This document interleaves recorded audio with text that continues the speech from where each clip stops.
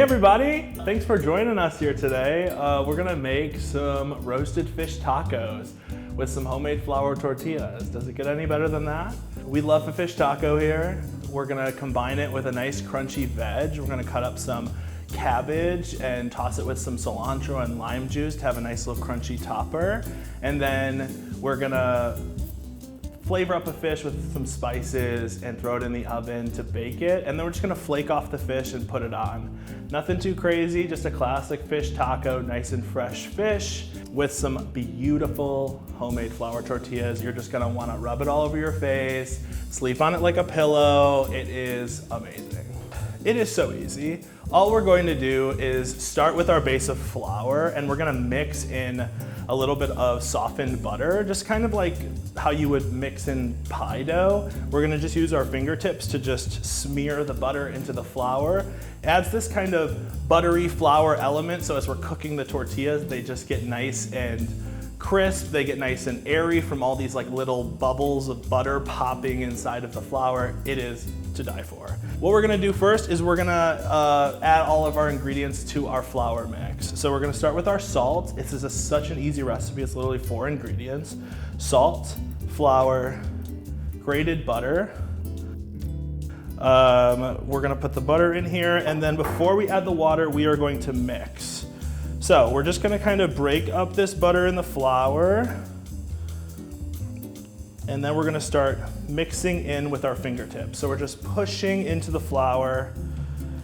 We're pushing the butter into the flour with our fingertips. We don't wanna put it too much in the palms of our hands because that'll just melt the butter more than it will keep the butter intact, so we have those nice little pops of air into the tortilla, so we get a nice soft tortilla. So mix, mix, mix. This needs to resemble kind of like a coarse cornmeal or like a wet sand. Once all the butter is incorporated, we don't want this to be like pie dough. There's no flaking happening here. We want full mealy moments. So we really just want to go to town, mixing with our fingers, having a great time. Oh yeah, and you'll feel it. The flour will feel completely different than what it started like. It'll feel a little moist. It'll feel a little sandy. It won't stick to your fingers as much. That's enough. That's what our butter looks like into the flour. You can't really see it anymore. We just have coarse, buttery, floury crumb. Now I'm gonna add in my water. Doesn't matter how you add it. You don't have to well it in like pasta. Just gonna add it in. This is nice warm water. So basically, this is gonna make all of that butter mix into the flour and be a homogeneous dough. And now at this point, you can really start to smell that tortilla because that hot water or that warm water is starting to melt the butter, and it's starting to flavor the flour. So anytime we're mixing flour in with water, what we're doing is we're activating gluten. Gluten are these little strands of proteins that form as we mix dough, which makes the dough tighter, but it also makes the dough more stretchy. So what we want to do here is we want to develop some gluten. So we're gonna just keep kneading this until we mix in all of this flour. With any dough, we are going to let it rest. So I would say this is a decent portion. We're gonna toss it onto our bench, and we're gonna get it into a nice, even shape. So to fold, all I'm doing is folding the dough literally on top of itself like this, taking the palm of my hand here and pushing into it. Turn and push. And you can tell when the dough has been kneaded too much because you really can't fold it anymore. It's like folding paper, it just stops after like the 7th time.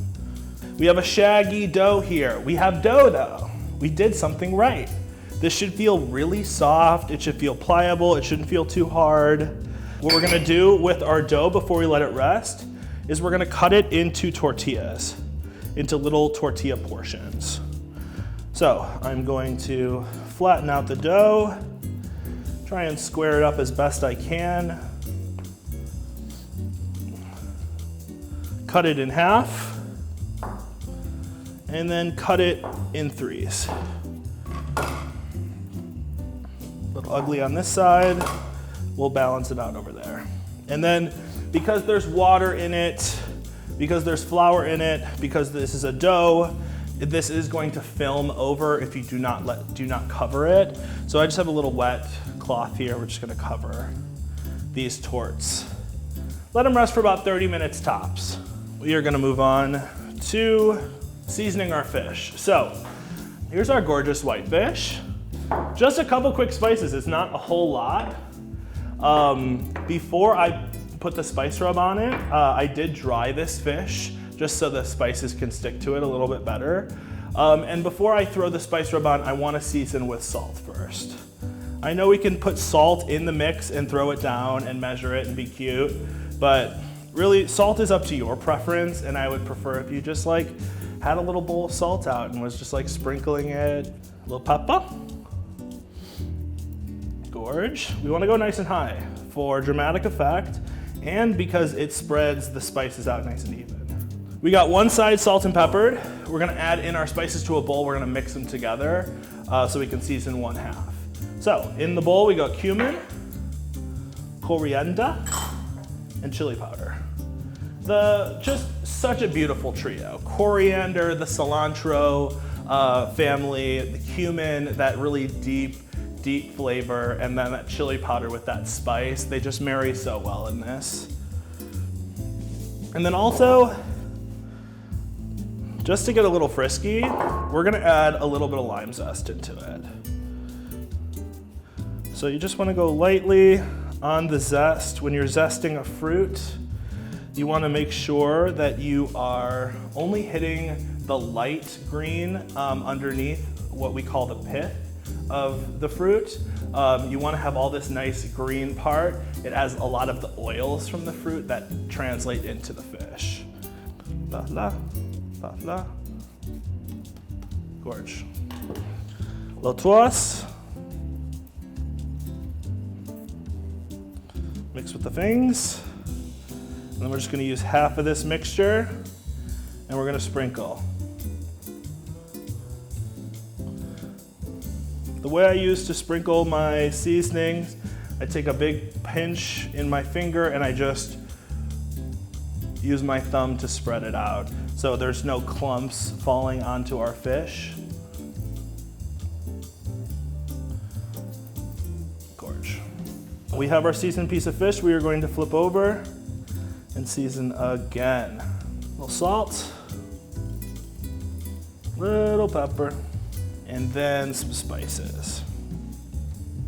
Then that's it. This is such an easy fish recipe. Like, you can let this marinate in this seasoning, in this rub, for up to a couple hours. It'll help let some of these flavors sit and steep in the cod. But this is also like a really easy weeknight dish, coming home and like throwing a piece of cod in the oven and then just flaking this off and pairing it with like a really nice salsa and a crunchy veg. So simple. So we're gonna just finish this with a little drizzle of olive oil. I'm gonna give you a little drizz.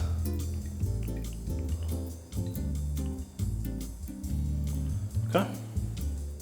And then we're gonna put this in the oven. So I set the oven preheated at about 425. We wanna go as high as we can. This is gonna only cook for about 12 to 14 minutes. If you've never touched fish to tell if fish is done, all you have to do is squeeze the sides of the fattiest part, and if it bounces back, you know that the fish is cooked. If it doesn't bounce back and it mushes, you know that it's not cooked yet. So now we're gonna make our little cabbage slaw for this. We're gonna cut this in half. Take our cabbage, cut it right down the middle. We have our root end. We always wanna just kind of cut through the root. The roots of any vegetable hold all of the petals together. What we're gonna do is we're gonna cut out this core part, just this little triangle. We're gonna go in at an angle and just cut it right out. We don't need her. We could save her for like a stock if we want to. We have a flat side. What we're gonna do is we're gonna cut this really, really thin, okay? This is a challenge. This is something that you want to practice at. So what I wanna do is I wanna cut it this way. I wanna make a nice firm stance though, so it's not wobbling all over the place. So I'm gonna finish with another cut right on the side. So now we have a nice, firm, steady base. We're gonna line it up. And we're gonna put our fingers really close to our knife here, and we're gonna put a lot of pressure as we cut really, really thin pieces of cabbage. A mandolin would work really well here. Mandolins are very dangerous. Have caution. So as you can see, I mean, literally a little bit of cabbage goes a long way. That's why it's so nice to like figure out what else you can do with the cabbage. We're gonna throw this in a bowl. Look how thin this is, gorge. Then we're gonna take our cilantro. Cilantro, just like basil, sage, or mint, is really fragile though. So you don't need to chop this. You want to taste the leaves. So I'm just gonna go around this, give it nice little chops. And cilantro, hot take, goes great in everything. Even in salads, like with lettuce, it is so nice to crunch on a little piece of cilantro in a salad. Okay, I'm gonna give this a toss, just to combine the cilantro. So this is our crunch, this is our flavor. We wanna crunch into a nice piece of cilantro. We want to crunch into a nice piece of cabbage. If you wanted to crunch into a nice piece of onion or even a pickled red onion, you can toss it with this, it'll be gorge. So we wanna season this. So we're also going to juice a lemon over, or a lime over this. And then a little salt for the boys back home. A little pepper. And then I'm gonna use my fingers because we are on a roll with the fingers. And then don't you dare put this on anything until you taste it. What are we looking for? We're looking for a little acid. The acid was that lime juice was just here for coating, and so we can get that salt to coat each piece of the cabbage. And salt, we really want this to be salty. We do not want this to take away from the flavor of our tacos. Oh my God, I'm so good at this. This was so good. Our slaw is done. It's time to go back to the tortillas. Our magical little induction burner. We're gonna turn this bad boy on, medium-high heat, while we start rolling. Okay, so we got our little balls. They've rested, they're soft, they're beautiful, we love them, we wanna sing them to sleep. Put a little sprinkle of flour down on the surface. And what we're looking for is roughly a circular shape, okay? All the food that you make does not have to look perfectly circular, especially a tortilla. If these look a little boxy, if these don't look perfect, we just call them rustic and we call it a day. Rolling, we have a French rolling pin here. What we're gonna do is we're gonna start from the middle and we're gonna go up and down. So we're gonna start in the middle, apply a little bit of pressure, roll up and roll down. And then we're gonna twist and do the exact same thing. Start from the middle, little pressure, roll up, and roll down. Now we can start to see that we're getting a little wonk of a shape, so we can kind of pizza dough it around, getting more of the shape that we are looking for. Now, same thing, up and down. We're going for thinness. We're not going too thin. We basically want to be able to see our fingers through the dough. So when you lift up your dough, you should be able to see through the dough. You should see part of the skin from your finger, the color of your skin. Twist. I'm gonna start over here. And then please feel free to get used to this. This is actually something that takes a lot of years to learn because you're spreading the dough out to be even throughout the entire oval. So you want to make sure that the thin parts are matching the thicker parts, which I have a little bit of a thin part here, and I'm going to try and match this thicker part.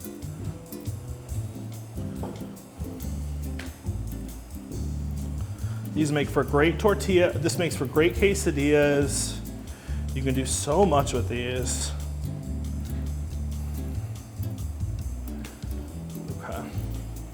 We can get these really thin. We're gonna go crazy.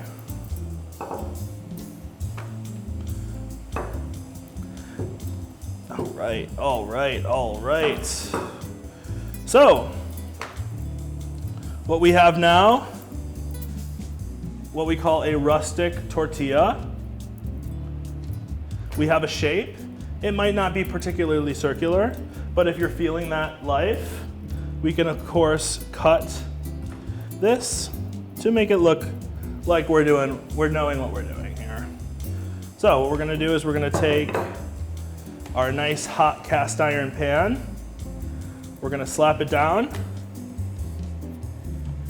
And just like a pancake, we're just gonna wait for this thing to form a little bit of bubbles on top of it. And then we know that's our cue to flip it over.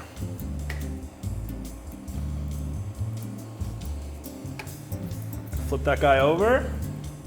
So you can see we're getting a nice little browning area. This area was obviously thinner than what was over here, which is why we got a lot more bubble in. So look at that. Our first tortilla. Can you believe it? All right, here's our gorgeous piece of fish. We're gonna poke the little sides. Nice spring. Oh my God, it is so juicy. We're gonna just stop the cooking process right away. Fish is extremely fragile. Some lime right on top of her. We're just gonna flake this piece of fish off into nice little bite-sized pieces. We're just looking for big chunks. We don't need like shredded tuna. We just want nice big chunks. So I'm just gonna separate this. Ah, how gorgeous this little piece of fish is. I'm gonna take a little piece. We're just gonna keep breaking it. I'm gonna take a couple pieces of our flaked fish. It's actually like a big fish taco. Fish, fish, fish, fish. Yeah, this is a hefty fish taco. A little cabbage slaw in there. Just because of the lime juice, the cabbage has started to wilt a bit, which is exactly what we want. Breaking up some of those fibrous pieces. We don't want to cover the fish too much. Salsa verde.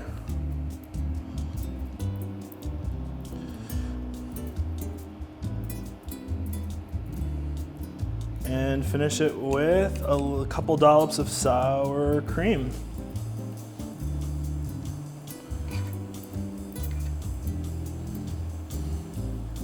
Then we're gonna just garnish with some more fresh cilantro